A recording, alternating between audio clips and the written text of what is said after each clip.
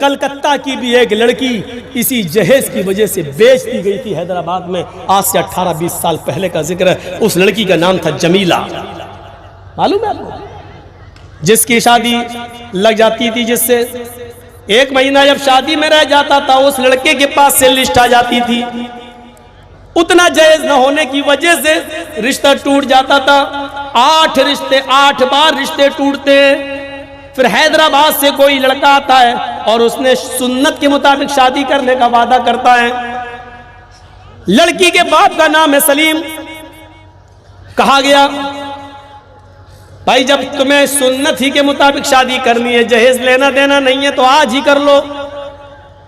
وہ لڑکا ایک بوڑھے مرد کو، ایک بوڑھی عورت کو لایا ہوا تھا، جس کو کہہ رہا تھا یہ میری ماں ہے، یہ میرے باپ ہے۔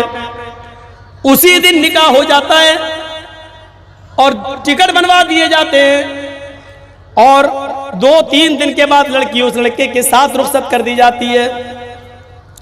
ٹرین کلکتہ کی اسٹیشن سے چھوٹتی ہے، جب جلگاؤں یا بھساول کی اسٹیشن پر پہنچتی ہے تو یہیں پر لڑکی کے جو فرضی ماں باپ تھے، جو جھوٹے ماں باپ تھے، اسی اسٹیشن پر اتر جاتے ہیں، اور وہ لڑکا اس جمیلہ نام کی لڑکی کو لے کر حیدرآباد آتا ہے۔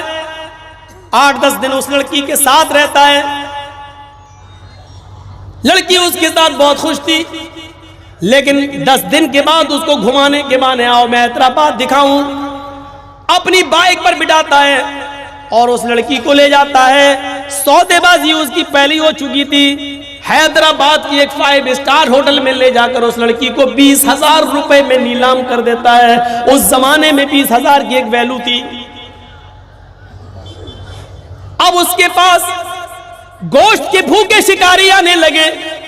جس لڑکی نے کبھی نظریں اٹھا کر کسی غیر مرد کی طرف نہ دیکھا ہو اور اپنے شوہر کے علاوہ کسی پرائے مرد کو نہ جانتی ہو، آج وہ بھوکے بھیڑیوں کا شکار ہونے لگی۔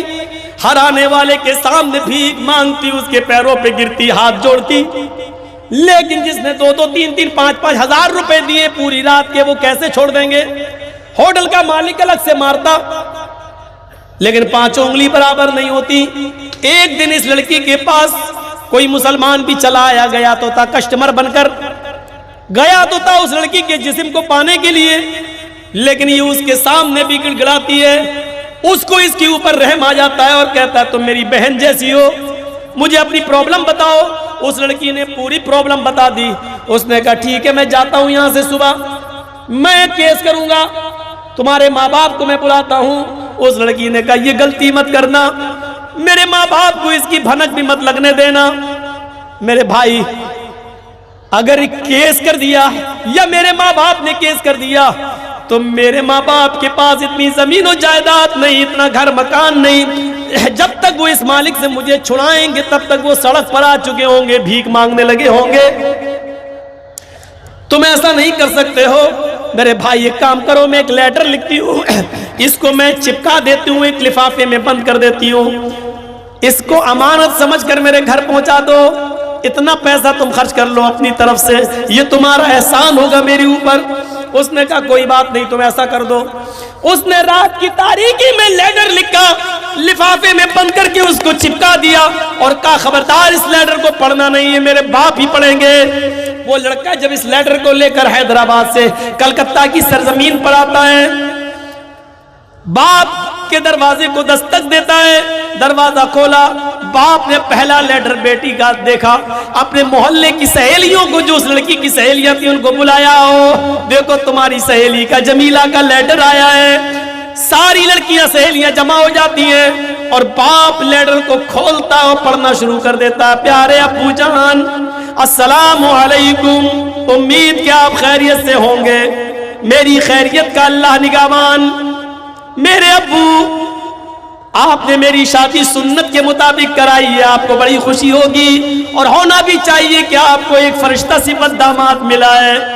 8 لڑکوں سے رشتے ٹوٹنے کے بعد، جہیز کی وجہ سے رشتے ٹوٹنے کے بعد، اے ابو جان ایک فرشتہ صفت انسان آپ کو ملا اور آپ نے اس لڑکے کا گھر بھی دیکھنا گوارا نہیں کیا۔ آپ کو اس لڑکے پر اتنا بھروسہ ہو گیا کہ آپ نے اس کی فیملی کو دیکھنا بھی گوارا نہیں کیا۔ ایک چکر گھر پہ آنا، حیدرآباد آकर اس کی اصلیت کا پتہ لگانا بھی گوارا نہیں کیا۔ شاید میں آپ کے اوپر بوجھ بن چکی تھی، شاید میرا بوجھ آپ کو کھائے جا رہا تھا، شاید میرا جسم آپ کے لیے منحوس ہو چکا تھا۔ ابو جان یہاں میں 20,000 روپے میں بیچ دی گئی، بھیڑیوں کا شکار ہو گئی، میں پوری طریقے سے لٹ چکی ہوں اور برباد ہو چکی ہوں۔ اے ابو جان آپ کوشش کر کے مجھے چھڑا لیں گے، مجھے معلوم ہے ایک بیٹی کی محبت باپ کے دل میں کیا ہوتی ہے، لیکن آپ چھڑا کے کیا کریں گے؟ میں اپنی ناپاک شکل اپنے باپ کو، اپنی ماں کو، اپنی بہن کو، اپنی بھائی کو، اپنی سہیلیوں کو نہیں دکھانا چاہتی۔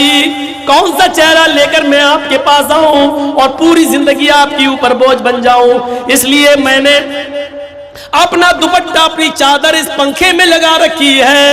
اے ابو جان میں نے فیصلہ کر لیا ہے، صبح کا سورج میں نہیں دیکھوں گی۔ اپنے ایک بھائی کو جو کسٹمر بن کے آیا تھا لیکن میرے درد میں وہ میرا شریک ہو گیا، میں اس کو بھیج رہی ہوں، جب تک یہ لیٹر آپ کے ہاتھ میں آئے گا میں اس دنیا چھوڑ کر چل چکی ہوں گی۔ ابو جان ہاں مجھے معلوم ہے یہ موت حرام ہے، ابو جان مجھے معلوم ہے کہ یہ زندگی جینے کا یہ بزدلی ہے، لیکن ابو جان میں یہ بھی جانتی ہوں اس غلیظ زندگی سے میرا مر جانا بہتر ہے۔ میرا رب میری نیت کو جانتا ہے، شاید وہ میری بخشش فرما دے، نہیں فرمائے تب بھی میں اس غلیظ زندگی میں نہیں رہنا چاہتی اور اپنی شکل و صورت پر آپ کو بھی نہیں دکھانا چاہتی، آپ کے اوپر بوجھ بھی نہیں بننا چاہتی۔ ایک وصیت کر رہی ہوں، نصیحت اس لیے نہیں کہوں گی کہ نصیحت زندہ لوگ کرتے ہیں، وصیت مرنے والا کرتا ہے۔ اے ابو جان میری اس وصیت کو یاد رکھنا، میں اپنی 6 سال کی ایک بہن کو چھوڑ کے آئی ہوں جس کا نام فاطمہ ہے۔ جو دن مجھے دیکھنا پڑ رہے ہیں اے ابو جان وہ دن میری بہن کو نہ دیکھنا پڑے، اس لیے جب وہ شادی کے لائق ہو اس دن سے پہلے اس دن تک آپ اتنا کما لینا، اتنا کما لینا، اتنا کما لینا کہ جب میری بہن کی شادی کا دن آئے، اس جملے کو غور سے سننا، بار بار اس جملے کو میں 2-3 بار دہراؤں گا۔ اے ابو جان جب میری بہن کی شادی کا دن آئے تو جو بھی کتا جتنی ہڈیاں مانگے اس کتے کے سامنے اتنی ہڈیاں ڈال دینا،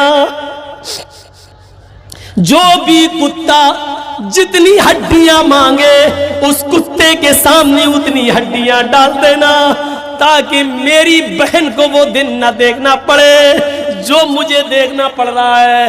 آخر میں آپ کی بیٹی جمیلہ جو آپ کی نہ ہو سکی، آپ کی بدقسمت بیٹی جمیلہ، یہ وہ لیٹر ہے جو مولوی جرجیس نے سلیم کے گھر جا کر اپنے آنکھوں سے پڑھا ہے، اور سلیم صاحب نے اس لیٹر کو فریم میں بند کرا لیا ہے، شیشے کے ٹکڑے میں اس کو جکڑ لیا ہے، اور آج بھی سلیم صاحب کے پاس یہ لیٹر رکھا ہوا ہے۔ اس جملے میں ہماری ایک بہن جو خودکشی کر کے مر گئی اس نے جہیز کی ڈیمانڈ کرنے والے کو کتا لکھا ہے، کتا، اور جہیز کو ہڈیوں سے تعبیر کیا ہے۔ پوری سماج اور پوری قوم کے سوچنے کے لیے کافی ہے کہ جو کتا جتنی ہڈیاں مانگے اس کتے کے سامنے اتنی ہڈیاں ڈال دینا۔ اچھا یہ موضوع دے دیے تھے جہیز کا لفظ بھی جوڑ کر۔